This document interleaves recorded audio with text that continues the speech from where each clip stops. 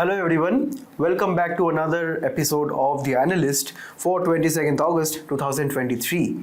So here we'll be starting to discuss the most important events from the Indian Express and the Hindu of today. Now looking at the table of contents, we will be looking at the very first article in terms of India, BRICS and multipolarity. Next we'll be looking at some of the concerns that propped up while the United Kingdom drilling operations in the North Sea. Then we'll be looking at some of the concerns related to smartphone manufacturing in India. Then we'll be looking at how the recent artificial intelligence popularity is putting the pressures on some special semiconductors known as the graphical processing units by Nvidia. And finally, we'll be looking at what is a reciprocal tax. Specifically, this was in context because the former President Donald Trump actually proposed this, and we'll be looking at all of these articles in a very detailed manner. Now, before I begin the very first article, I want to tell you that the handout for this discussion is there in the description, so please do check it for your own convenience. Now, looking at the very first article, we have the context of BRICS. BRICS stands for Brazil, Russia, India, China and South Africa, which is a grouping. And when I talk of grouping, it becomes very important from our general studies paper 2, where we have bilateral, regional and global groupings in agreements specifically regarding Indian interests. Now, the context of this article is that right now the BRICS summit is slated to be continued from August 2022 to August 24, and this will be a very special test for India. Why? Because the BRICS summit that is going to take place in South Africa now will be testing India's strengths in foreign diplomacy. Now, with respect to this, let us understand what is BRICS. BRICS, as I told earlier, will be consisting of Brazil, Russia, India, China and South Africa. Now, in this, we have to take that the BRICS has a combined population of around 3.42 billion people. Now, this is very unique and very big number, right? Then, it is consisting of around 30% of the entire world, contributing to around $26 trillion to the global GDP. And finally, it also represents around 18% of the world's trade. So let us keep these numbers because we will be needing these numbers when we are writing UPSC mains answers, right?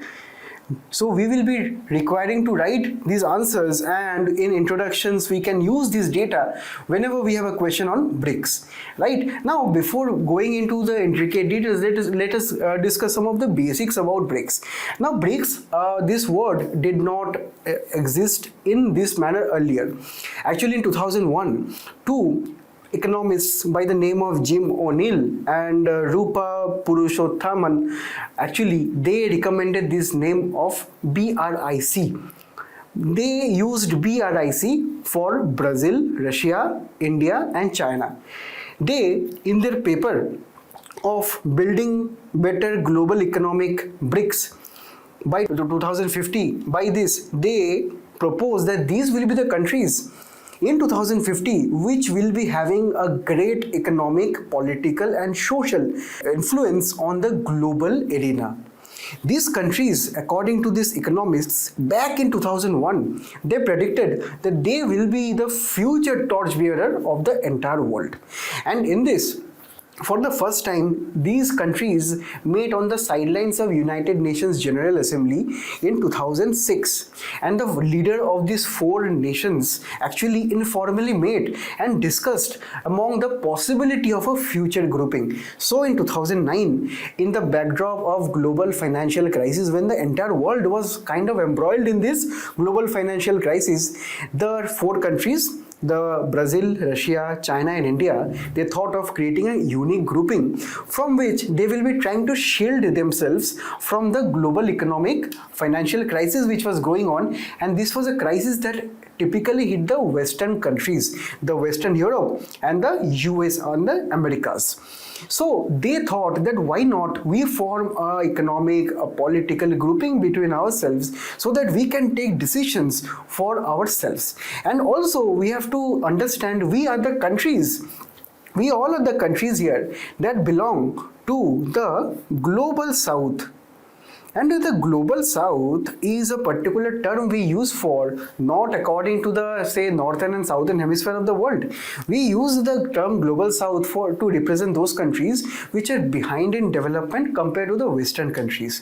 So we can understand, since we are so significant in terms of population, land area, GDP and also trade, why not form a grouping amongst ourselves? So that is why at say Russia, they formed the first formal summit of BRICS. Right back then, it was just BRIC. When in 2010, South Africa was actually invited by China to join.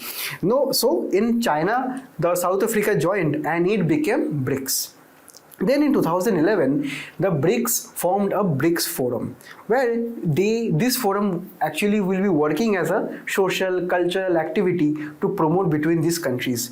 And finally, in 2015, the BRICS actually formed an IMF equivalent or International Monetary Funds equivalent New Development Bank. This is headquartered at Shanghai. So they formed this bank to actually fund say infrastructural projects between these countries and also in the rest of the world. So they also tried to promote a global reserve currency, typically to actually de-dollarize from the global financial system, because when we say we become too much dependent on a particular currency such as dollar, we actually risk many economic avenues. So these BRICS through the NDB, they also sought to create a new global reserve currency. Now, when we are talking about today's article is a very interesting one which is trying to discuss the relevance of BRICS today. Now, we will be looking at the relevance of BRICS today typically because the author and also there is a general acceptance that the BRICS as a grouping is kind of seeing a limited optimism, or in the various global affairs which is going on right now, the BRICS is not having its foothold in this particular global arena. Why? Let us see. First, we have to see that the BRICS is right now operating at a certain point of time where say countries such as Russia and Brazil, they are kind of invested heavily in exporting commodities such as crude oil, while countries such as China and India, they are trying to promote more and more manufacturing goods and services. So there is a lack of say economic integration between these countries, where say the 4 countries or 5 countries in the BRICS, they are not trying to cooperate on an economic level, which has not been seen so far, where countries such as India and China specifically, they are at loggerheads continuously between various trade issues. So a lack of economic agreement is kind of seen between the members. Then there is also a limited capability to influence global politics, because say we are now witnessing the rise of China, and within this BRICS grouping, if one country is becoming more strong, it puts a credibility issue on rest of the countries and even on the entire grouping. Then we are nowadays saying that the US dominance is kind of weakening due to the rise of China. China is right now transgressing into various say avenues of say infrastructure in other countries, say giving loans to certain countries. Say China is also putting pressure or say putting more funds in international organizations such as say WHO and even in terms of several United Nations bodies. This is also leading to declining of United States dominance, and despite there are other various factors also which is leading to decrease of dominance of US, and the BRICS is not as a collective entity is not having so much foothold to influence this particular geopolitics. Then there are also rise of other countries which are not there in the BRICS. For example, say the Gulf nations such as the UAE, Saudi Arabia. We also have to take the other Latin American nations such as Ecuador, Bolivia, Argentina, right? We have also to take the other Southeast Asian nations, right? So they are also the countries which are not there in the BRICS, right? And they are also rising. So we as a grouping of BRICS are not maybe able to influence the politics of those nations just because they are not a part of us. Also, the BRICS as an entire entity, they did not so far attract much investment, right? Especially the political conditions, say in Brazil, and also the political condition due to Russia-Ukraine crisis in Russia, right? So there are very political instabilities also between the countries of BRICS itself, and also the economic volatility. For example, say the economic volatility that China is going through, because China, as we have seen, that there are reports that China is slipping into deflation and even into recession. So there is economic volatility between the members itself. So it also puts some investment strains on these particular nations, right? Now, but despite these issues, BRICS is yet also seen as something which is showing a very bright spot in the near future. Maybe not as of now, but in the near future. Because we have to see that BRICS, since it is so much, significant in terms of the terms which we have seen earlier, BRICS is also a way to navigate the issues that we face in the United Nations. Because in United Nations we know the dominance of the West and also the dominance of some other countries such as China is strong.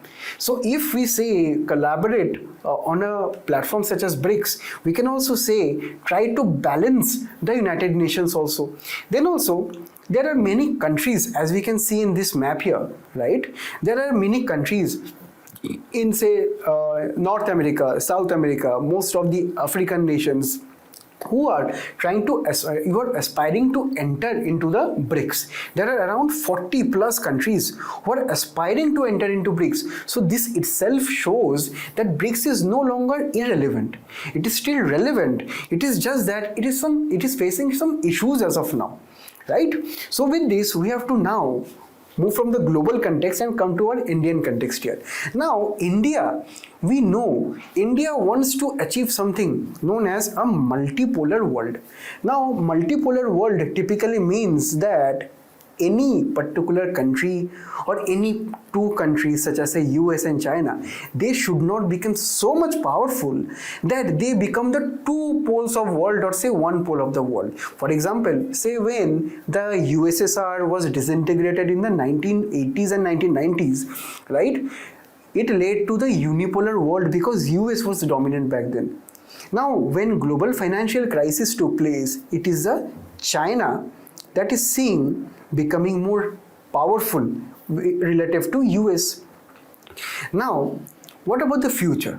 What about going forwards? What about the countries such as Southeast Asian countries, Vietnam, Cambodia, the countries such as India, Bangladesh, the countries such as Brazil? They're also developing countries. One time, they will also rise. So there is a high possibility in the future that the global politics will be a multipolar world, which is not, say, controlled by the whims and fancies of one nation or two nations, right? So India aspires that in the future we'll be going into the multipolar world, and India by ourselves will also be one pole of that multipolar world. And that is why the summit that is going to take place and the views and opinions that India is going to present at that particular summit. And also we have the G20 summit in September, right? So India is actually having a kind of stress test. So at the summits, India has to put across its views and opinions in such a manner that it will be pursuing a multipolar world and not hinging on to the old world order. Then also, the West sometimes asks ourselves some questions that how can India be a part of the Quad, which is consisting of say Australia, Japan, the US and India, G20, G7 and BRICS also, and ASEO also, where in the Quad, G7, G20, right, we have the Western nations where India has strategic alliances with, and also the ASEO, the BRICS have countries such as the Russia and China, which is totally antithetical as of now, as of present conditions to the West. So it is sometimes the West asks us, how can you be on the both side, or you can be on the both of sides of the camp. And even public intellectuals like Shashi Tharoor, our own foreign minister Jai Shankar, have addressed this question, and in a very apt manner, that India cannot be forced into either of the camp, because we have our own strategic autonomy, right? So we cannot be forced into any of the camps, and that is why it is very important that we should be doing what suits our own national interest, right? And it should be stressed that India is not anti-West, and India is also not say anti-BRICS or anti-SC or anti-China or anti-Russia. No, we are not doing that. We will be suiting our own national interests, right?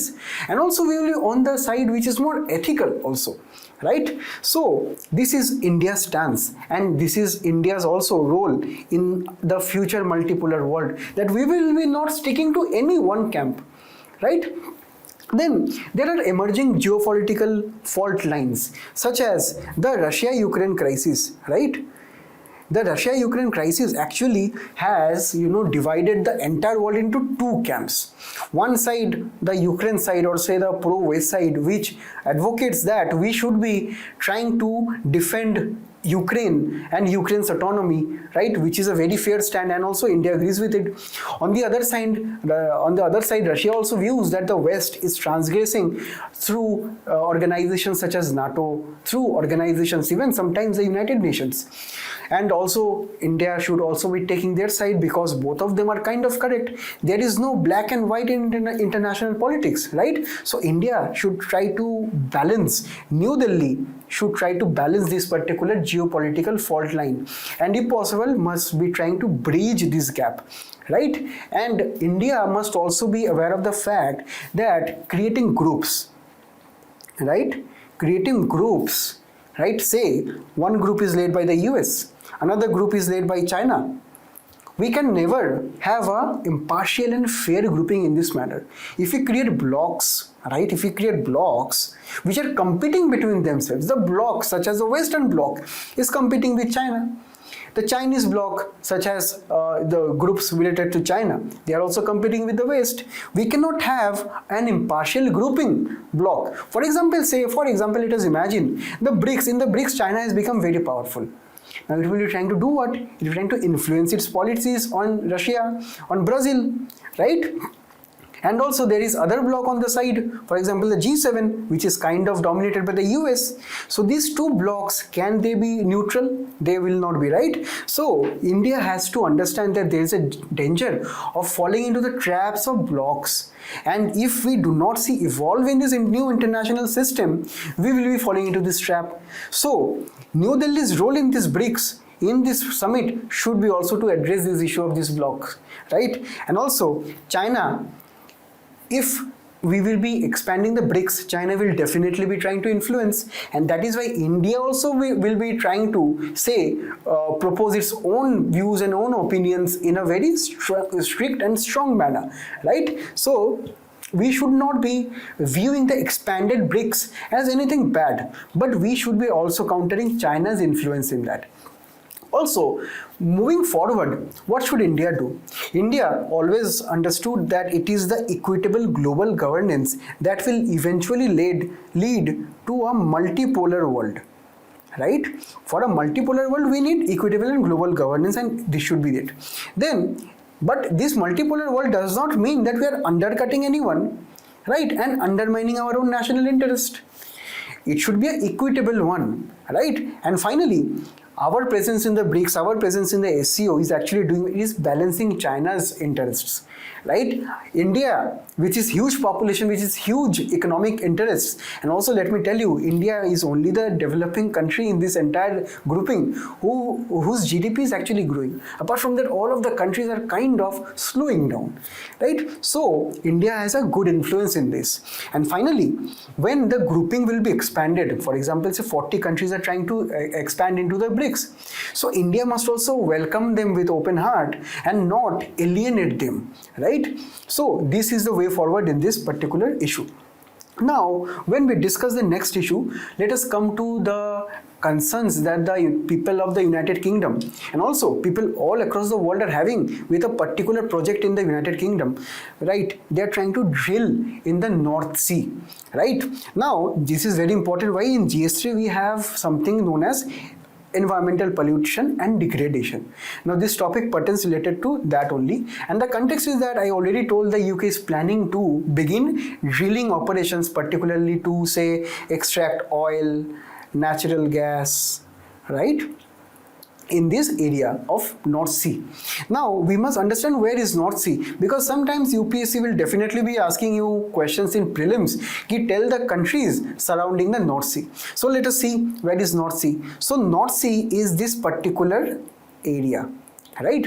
In this area we have countries such as England, right, Scotland, which we collectively known as the UK, and also it includes the Northern Ireland, right? Then we have countries such as Norway, Denmark, Germany, Netherlands, Belgium, right? So these are the countries which we have, and if we monitor this map closely, these are, if you see the purple colors here represent the oil reserves in the North Sea, and most of these oil reserves, let me tell you, marked by the black circles here, these are new discoveries which happened say after 2000. And these new discoveries are very significant for the UK because they want to extract it for their own purposes. And also Rishi Sunak, who is the Prime Minister of the UK right now, has commented that even when we have reached net zero in 2050, a quarter or 1/4 of our energy needs will be coming from oil and gas. But there are those who would rather that it come from hostile states than from supplies we already have at home. So what is trying to say that we must be trying to drill oil and natural gas even if it is polluting the environment. Because why? For the first thing is that if UK is targeting to be net zero, or net zero means that whatever we are trying to emit, or say if you are emitting carbon dioxide into the atmosphere, we are also taking back that carbon dioxide into the atmosphere. That means whatever we are giving out and whatever we are taking in, so it is becoming zero. So Rishi Sunak is telling that if you are trying to achieve net zero by 2050, right, we will still be consuming 1/4 or 25% of our energy needs by oil and gas. That means even in their 2050 net zero green economy, they will still be consuming oil and natural gas. So let me tell you, this is the hypocrisy of these Western countries who actually say that they will be trying to do justice to the climate change debate, they will be trying to achieve net zero targets, but still they are somewhere stuck in their own hypocrisies. Nevertheless, let us go forward and also look at his second reason.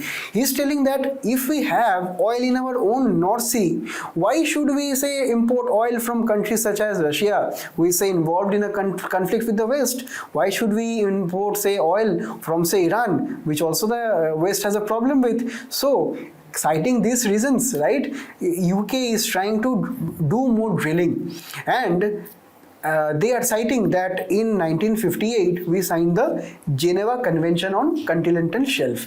This is actually giving what? This is giving you the permission of any country, right, to actually discover the resources, right, of continental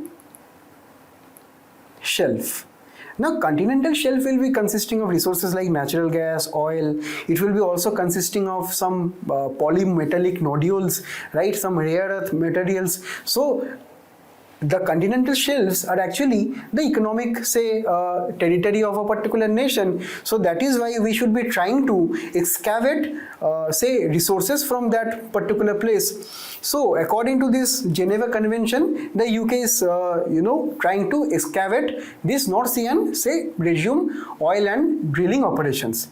Now, why is this problematic right now? So what are the issues? What are the problems in this? The very first problem is environmental issue, because it will be doing what? Maybe that drilling will be leading to oil spills, right?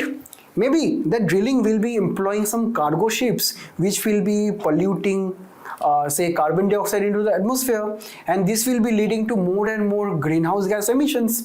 Now say these ships will also be releasing hot water, or we know this something known as ballast water. Ballast is the component of the ship which contains water. Actually, it helps to it helps the ships to stay afloat. So that water is kind of hot sometimes, and that is released into the sea, affecting the marine organisms. And also, if you understand the oil spills, the increased carbon dioxide, this can also lead to the destruction of the marine environment, right? Along the North Sea, we have some important species of corals, some important species of fish, which will be, say, endangered due to this activity. Then there are also safety issues. Specifically, if we can remember, there was a disaster known as Piper Alpha disaster in 1988, which killed 167 people due to this drilling and oiling purpose only. And also, we have to understand that North Sea is a very deep sea, right? And also, North Sea has very tumultuous weather conditions, right? That means that the weather conditions there, due to the presence of various ocean currents there, it is very unpredictable in nature, and that is why the people who are working there in these drilling operations, they face some crisis, they face some threats to their occupation. And also the economic risks are also worth noticing here, because of the last decade we have seen that the production of oil and say natural gas from North Sea has actually declined, and that is why it is becoming more costly for the oil companies also. That means maybe there are not enough reserves in that particular area, right? And maybe the companies are facing so much losses that they are decreasing the production, and this can have a future risk, right? Maybe the investors will be abandoning these mines in the future, and again this will be creating an environmental risks, right? Now there have been also public opposition, mainly on the above grounds, that it is not safe for people to work there, it is causing some environmental issues, and that is why UK's parliament has seen a report from the climate change committee which they have, right? They have said that we did not, or say UK did not adequately prepare for climate change under their national adaptation program, which is their own version of national contribution goals, right? Which are the goals they try to achieve to adhere to the Paris Climate Agreement, right? Where the entire world is actually focused on reducing the emissions and reducing the usage of fossil fuels, right? So their own committee, their own parliament, right, is telling that we are not doing enough for the climate, and that is why also Climate Action Tracker, right, says that UK's climate action is not consistent with the Paris Climate Deal at all, right? So what is the way ahead? The way ahead is that UK must be realizing that it was this country only which started the industrial revolution in 1800s, right? And this is why the world has seen rapid industrialization, and specifically the Western countries have historically emitted continued their emissions from say 1700s to the present times. So they have more responsibilities with respect to emissions and climate change. So that is why UK must be shouldering a bit of the burden also. Instead of say doing these new projects, it must be reconsidering the projects that they are doing right now in the North Sea and also elsewhere, so that they should be held accountable for their historical emissions. Instead, what they can do is they can also invest in renewable energies, right? UK is strategically positioned in a very particular part of the world where there are culmination of various ocean currents, right? Even according to various organizations, the wind energy potential also is good at the UK, right? So they must be exploring the wind energy, right? They must be exploring the solar energy, specifically because India is trying to promote the International Solar Alliance, where we are trying to link the entire world with solar panels. So UK should be trying to invest in this technology, right? So they must also be trying to set up more monitoring stations, because these monitoring stations will be looking at the environmental aspect of the drilling operations. They will be also operating as an SOS feature. SOS feature generally helps people to avail emergency helps. If we have already seen that the North Sea is not actually is not a very safe place to work at, so we must be setting up, or they must be setting up more and more monitoring stations to relieve these people, right? Okay, now let us move on to the next article. It is concerning about the smartphone manufacturing issues in India. Now, this is very important in GS3, where we have Indian economy and the planning of resources. Okay, the context is that there has been a recent debate between the former RBI governor Raghuram Rajan and our Minister of State for Electronics Rajiv Chandrasekhar. So Mr. Rajan and Mr. Chandrasekhar is now embroiled in a debate as to how far the production linked incentive scheme has been proving good for India. Right? So we will be looking at this only, but let us understand what is the significance of this issue of smartphone manufacturing at all. Now we have to understand, we all use phones, right? In a phone we have what? We have a display, right? We have what? A camera. We have the various agencies like battery, right? We have many components that go into the manufacture of a smartphone.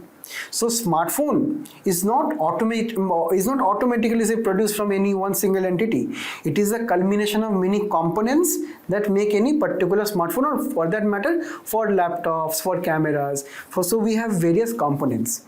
And when we talk about manufacturing of smartphones, we have to consider that we are manufacturing the smartphone itself, and also we are manufacturing the components itself.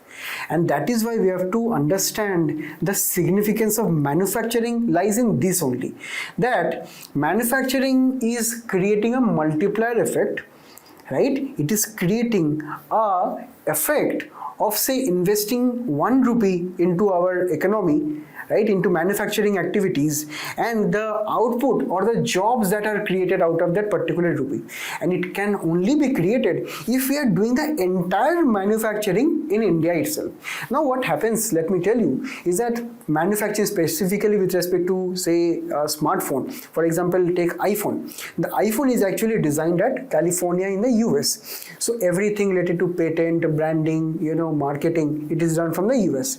The manufacturing is actually distributed to companies where also in countries where the labor rates are quite cheap, right? Such as earlier it was China, then Apple have companies at Vietnam, Southeast Asia, right? And also Apple has some units in India also. So we must be ensuring that, we must be understanding that to manufacture such devices, we have a particular chain. We have the headquarters, we have the intermediaries, and also we have the markets in which the goods are sold, or say smartphones are sold. So say, if we locate the entire manufacturing chain in a particular country, then only that particular country can have this positive cascading effect of say investing rupees or say money in manufacturing and creating jobs in the Indian market.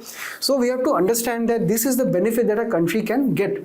And let me tell you, with respect to smartphone manufacturing, the power to create jobs is many. Let us see how. First, some jobs are created directly. Direct jobs are say, will be going to people who will be assembling the devices using display, camera, battery. They will be assembling the entire device into one single smartphone. So they will be hired in that particular factory. Then there will be people who will be testing them. Then there will be people who will be packaging them within the same unit, right? So these are the direct jobs created. The indirect jobs which are created are say with respect to the production of components. Right? Now we have to understand that direct jobs actually involve assembling the components. Now what about manufacturing this component? Right? So if there are more demand of smartphone in any country, we have to understand there is an indirect demand for the components of that particular smartphone. So indirect jobs will also be created. And finally, there will be some induced jobs also. Induced jobs will be, say, when the smartphones are actually sold at the shops, right, at your retail centers, say nearby your home. Some people are working there, so they are getting the jobs. Then smartphones, when they say are out of order, when say your camera has broken, when your battery has been damaged, you go to a repair shop. So again, another job creation. There will be a person who will be repairing a smartphone. And also there will be other services such as financial services, providing EMIs for your smartphones, right? Then again some other jobs been created. So we have to understand, we are not talking about only smartphones, we are talking about the entire jobs that are being created. And that is why countries are very much interested, and especially India is very much interested to set up manufacturing companies with respect to smartphones. So we have understood this, why India is pushing, or why India is needing. Now to back our argument, we need more data for our answers. So data we can get here, that the Boston Consulting Group has said that the smartphone manufacturing can create around 2 million jobs by 2025, and this can contribute to around $100 billion extra to our national GDP. So we have to understand this, it is very significant. And also production, we have to understand that if India is trying to embark on this bus, if India is trying to promote more and more smartphone manufacturing companies, we have also to look at our competitors. Our competitors, specifically those who manufacture semiconductors, right? PCB boards, then display and other mobile parts are actually spread across the world. For example, the designing, right, and patenting of semiconductors are popular in the US, right? And more than 50% of the chain is located in the US itself. Then we have countries like Korea, Taiwan, who actually manufacture these semiconductors and various boards and these things. So these countries have a very strong hold. And there are countries like, say, China, right? Then there are countries like Vietnam, where cheap labor is actually found to manufacture this item. So they are actually spread entire across the world. And the factors that are leading to more and more demand are that there is more demand of smartphone in the entire world because the population increasing, the young people are demanding more and more smartphones, right? Also, the rising cost of labor in East Asian countries such as, say, Vietnam, such as, say, Japan, Korea, these are increasing. And that is why most of the companies are looking at India. Right? That is why most of the countries are looking at India. And that is why India has also released, or say launched, a new scheme known as Production Linked Incentive Scheme. Now to understand this scheme, let me tell you an example. For example, a smartphone is costing around 10,000 rupees. And say government has told that, let us take for example our only, right? Let us take 2020. You have sold 100 devices in 2020. Now in 2021, if you sell 110 phones, I will be giving you some incentive, right, on this 10 extra smartphones that you sold. Now this is exactly what the scheme is. The scheme is actually promoting the companies to set up manufacturing units in India itself and sell more and more phones, and it will be on the sales, right? That extra sales that the government will be giving incentives. Now these incentives will be in the range of 4 to 6% of the final sales, of the total value of sales of smartphones, right? And the target is obviously smartphones, and the tenure is around around 5 years, right? The base year, the year will be starting with the financial year of 2019-20, right? So the government is trying to encourage more companies to come in India and set up manufacturing units. Okay, now the debate. The debate is between these two very eminent persons. First is our former governor, Mr. Raghuram Rajan, and then we have Mr. Chandrasekhar on the other side. Now, Mr. Rajan has said, using data, that while from 2020, when our scheme was actually became operational, while we can see that the total sale or the total exports or the net exports of smartphones, right, smartphones actually increased. We can see from the figure here, right? It is increasing. So the manufacturing of smartphones in India from 2020, 2021, 22, 23, we have seen it is increasing over a period of time. So we can say that some of the companies have definitely started to manufacture smartphones in India. But let me take you back to our discussion in the very beginning when I told that manufacturing a mobile in India or smartphone in any country is not only about manufacturing the smartphone, it is also manufacturing the components such as battery, cameras and everything.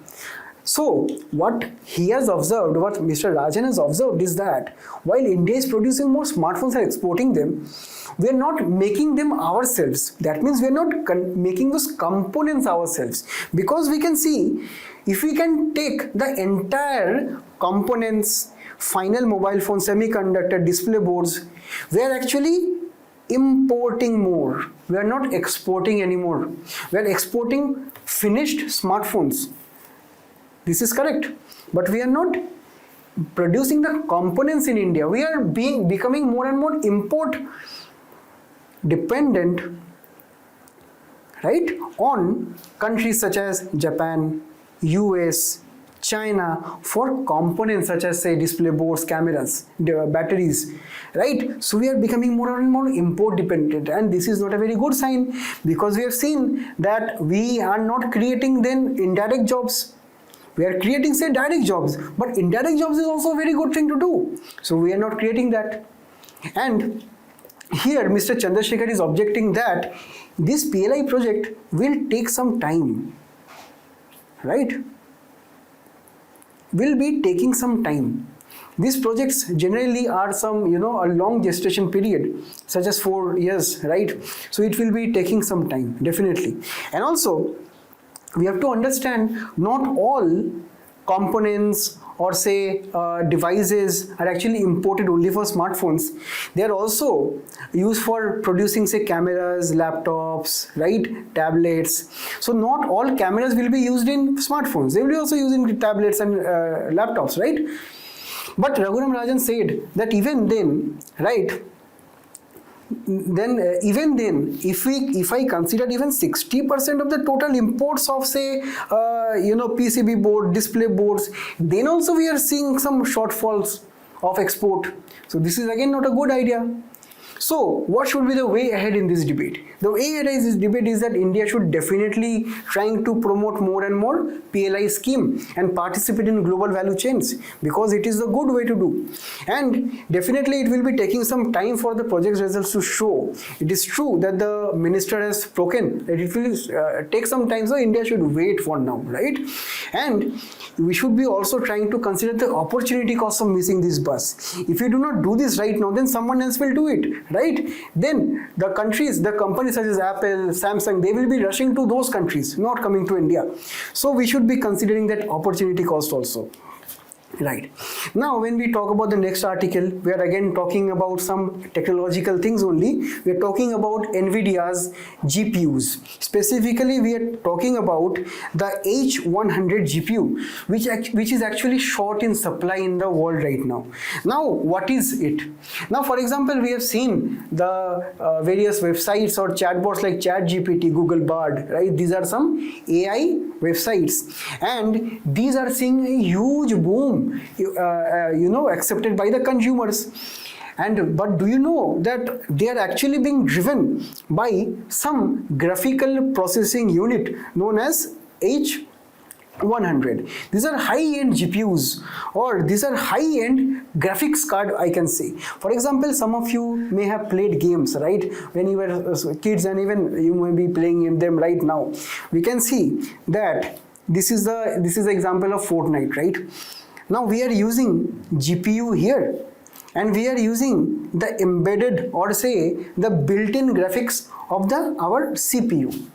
We can see the GPU graphics has better reflections of the sun, has better character detailing, but that is not being shown in this, which is rendered by the central processing unit of your computer. So we need some extra computing power from outside, by the GPU, which has to be fitted with our computers, that can solve the extra issues of, say, giving us good graphics. But let me tell you, GPUs are not only about good graphics and games, right?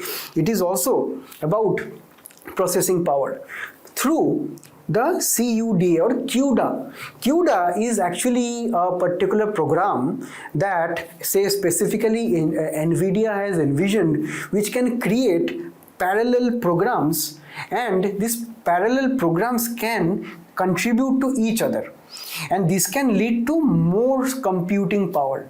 And this is what is actually the AI technology is using, because AI technology needs lots and lots of data, and that is why they are using it. And that is why, and also let me tell you, Nvidia is the only company which is trying to invest more and more on this particular GPUs, and that is why it is far away in the race of this. And also Nvidia is also the only company, say, who is manufacturing good amount of Tegra chips for smartphones also. Correct? Now, what are the issues? The issues of shortage is that there has been AI boom, as we have seen. The prevalence of large language models, right, such as ChatGPT or Bard, is consuming more and more computing power. Then they are processing actually too much of data, and too much of data is not the only task of the CPU, but we also have to need the GPU also. And we have seen in the case of mining of Bitcoin or cryptocurrencies also, where we use more and more GPUs because it gives us more computing power, especially with respect to the CUDA course which we have discussed. Then there is only one company which is producing this high level H100 chips, right, which is dominating the gaming sector, the cryptocurrency sector, and now it is dominating the artificial intelligence sector. And also, due to the high cost associated with manufacturing the H100s, Nvidia has artificially indirectly imposed high entry barriers, because it is very costly to enter into this segment. And say, since the chip is shortage in supply, you can ask that why there are no more other companies, because other companies simply do not have enough money. If we look at the market cap of Nvidia nowadays, it is more than $1 trillion, right? It is more than $1 trillion, and most companies do not have this enough capital to get into this market segment. And finally, also the global semiconductor chip system is dominated by Taiwan and South Korea, as we have seen earlier also, right? It is making up to around 40% of the global foundry base for chips, right? So these are the issues that we are facing. Now, the last article is with respect to Donald Trump, and this individual has been running for the 2024, right, general elections in USA, presidential elections in USA. Now, he has made a statement that since India is having some taxes or, say, customs on motorcycles imported from USA, if he will be coming to power, he said that he will be putting retaliatory or, say, reciprocal tariffs on India. Now let us understand what is known by reciprocal tariff. But before that, let us understand what is tariff at all. Now, tariff is just, let us imagine, for example, you are importing, say, a smartphone worth rupees 10,000 from US. And now, say, India wants to promote manufacturing in India also, right, of smartphones. So the smartphones in India, for example, is costing around 11,000, 1,000 more. Why? Because US is quite a developed country. It has the required infrastructure, technology to manufacture smartphone at lower cost. India does not have that yet. So that is why we have 1,000 rupees more. Now, what will Indian government do to make the situations more fair for the domestic manufacturing companies of smartphones? India will be imposing 1,000 rupees tariff on smartphones imported from the US. So effectively we are doing what? Effectively we are taxing the US manufacturing company of smartphone. So this is what is happening in a tariff. Tariff is just a tax which is based on imported goods, and it can actually help to protect a country's economic interest. It can help the local smartphones sell more in the market, and if more phones are sold, the companies will be trying to expand its business. It will be leading to more and more employment, and it will be also protecting the young industries, right? Because say for example, smartphone industry is a young industry in India, so we have to protect it. So we can protect it by say using tariffs, right? And also say if a country, for example like China, is not allowing us to export to them, for example say our own smartphone, because they have their own many smartphone companies. Say for example China has imposed a tariff on us so that we cannot export China's smartphones. So we can, as a retaliatory measure, we can also impose a same custom on Chinese smartphones in India, right? So tariffs can also be sometimes be used as a retaliatory method. And tariffs can be either say ad valorem, or say if it is of say any good is of 100 rupees, I can say that I will be imposing a 10% tariff. That means 10% of 100 rupees, that is 10 rupees. Additionally, I can be specific also. For example, I can say I can impose 5 rupees tariff on 1 unit of imported good. So this is known as specific tariff. And tariff is also a form of protectionism, where we are trying to protect our industries, protect our businesses, our customers from external competitors. So government sometimes does this. And specifically with respect to India in US, what happened in 2018, right, 25% actually was the tariff that was imposed by US on Indian steel imports, right? So what India did, India in retaliation also imposed a 25% tariff on US imports of almonds, walnuts and apples, and also later Harley Davidson motorcycles also. So this is a kind of retaliatory method. If one country is trying to not do a fair business or say trade practice, we are also trying to retaliate it, right? So it is a reciprocal tariff that is imposed by one country in response to another tariff. But sometimes we can see that it can lead to negative consequences, specifically when Donald Trump is saying that we will be trying to impose retaliatory if I become president. He's trying to mean that he will be becoming more and more regressive in nature. He can raise the prices of items for Indian consumers, right? And this can disrupt the trade also.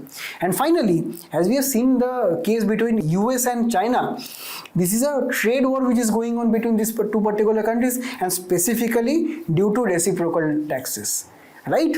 So these were all the articles that were very important today, and I thank you all for watching the discussion today, and I hope that you all found it very interesting. And till then, we'll be meeting again. Thank you.